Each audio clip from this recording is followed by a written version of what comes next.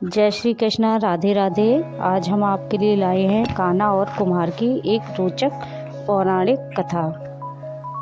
प्रभु श्री कृष्ण ने गोपियों के साथ बहुत सी लीलाएं की हैं। श्री कृष्ण गोपियों की मटकी फोड़ते और माखन चुराते और गोपियां श्री कृष्ण का उल्हाना लेकर यशोदा मैया के पास जाती। ऐसा बहुत बार हुआ। एक बार की बात है कि यशोदा मैया प्रभु श्री कृष्ण के उल्हानों से तंग आ गई और छड़ी लेकर श्री कृष्ण की ओर दौड़ी। जब प्रभु ने अपनी मैया को क्रोध में देखा तो वह अपना बचाव करने के लिए भागने लगे। भागते भागते श्री कृष्ण एक कुम्हार के पास पहुँचे।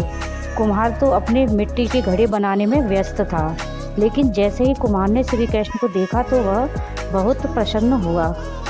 कुम्हार जानता था कि श्री कृष्ण साक्षात परमेश्वर हैं। तब प्रभु ने कुम्हार से कहा कि कुम्हार जी, आज मेरी मैया मुझसे बहुत क्रोधित हैं। मैया छड़ी लेकर मेरे पीछे आ रही हैं। भैया मुझे कहीं छुपा लो। तब कुम्हार ने श्री कृष्ण को एक बड़े से मटके के नीचे छुपा दिया। कुछ ही क्षणों में मैया यशोदा भी वहां आ गई और कुम्हार से पूछने लगी, क्यों रे कुम्हार, तूने मेरे कन्हैया को कहीं देखा है क्या? कुम्हार ने कहा, नहीं मैया, मैंने कन्हैया को नहीं देखा। श्री कृष्ण यह सब बातें बड़े से घड़े के नीचे छुपकर सुन रहे थे। मैया तो वहां से चली गई।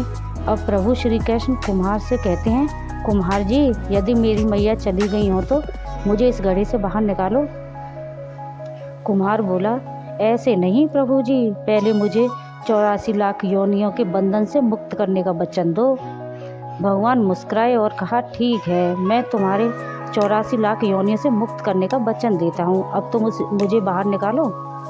कुम्हार कहने लगा, मुझे अकेले नहीं प्रभु जी, मेरे परिवार के सभी लोगों को भी 84 लाख योनियों के बंधन से मुक्त करने का वचन दोगे तो मैं आपको घड़े से बाहर निकालूंगा।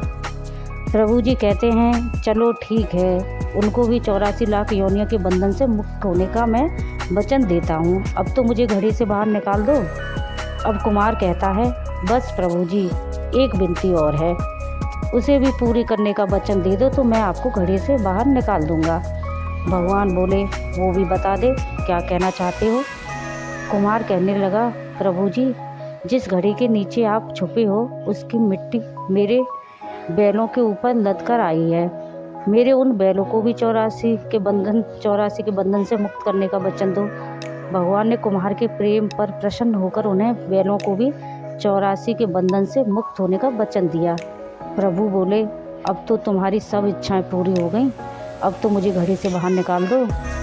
तब कुम्हार कहता है, अभी नहीं भगवान, बस एक और अंतिम इच्छा है और उसे भी पूरी कर दीजिए, और यह प्राणी हम दोनों के बीच के इस संवाद को सुनेगा, उसे भी आप 84 लाख योनियों के बंधन से मुक्त कराओगे। यह वचन दे तो मैं आपको इस घड़े से बाहर निकाल दूंगा। कुम्हार की प्रेम भरी बातों को सुनकर प्रभु श्री कृष्ण बहुत खुश हुए और कुम्हार की इस इच्छा को भी पूरी करने का वचन दे दिया। फिर कुम्हार ने बाल श्री कृष्ण को घोड़े से बाहर निकाल दिया। उनके चरणों में साष्टांग प्रणाम किया। प्रभु जी के चरण धोए और चरणामृत लिया। अपनी पूरी झोपड़ी में चरणामृत का छिड़काव किया और प्रभु जी के गले लगकर इतने रोए कि प्रभु मैं ही विलीन हो गए।